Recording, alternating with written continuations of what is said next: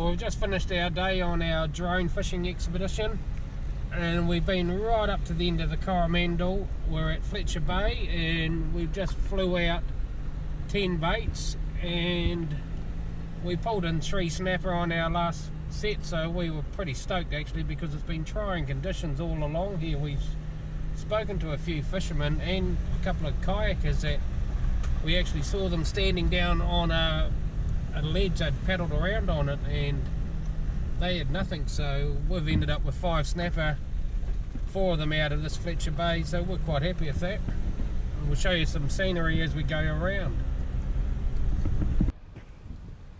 Down there is Fletcher Bay, where we've just been fishing. On our last set we flew out 10 hooks and pulled in 3 snapper. It's a great looking place, but it's a hell of a drive to get in here. Some nice steep country and narrow roads. There's that ledge where those kayak fishermen were. Yeah, we met some kayak fishermen.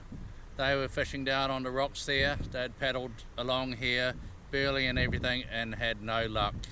It was a pretty hard day fishing, but the location is absolutely fantastic. Well worth buying a drone and coming up here to go fishing. And you could feel them on it. We felt them on that braid. At 700, 800 metres out. We had one of them, we saw the line jumping out of the water. And there was, we pulled in, and I said, Phil, come on, let's pull it in, we've got a fish. And there was a hole in below, there was a snapper on it. So yeah, a lot of fun, but amazing scenery. Like Phil said, yeah, it's worth the effort.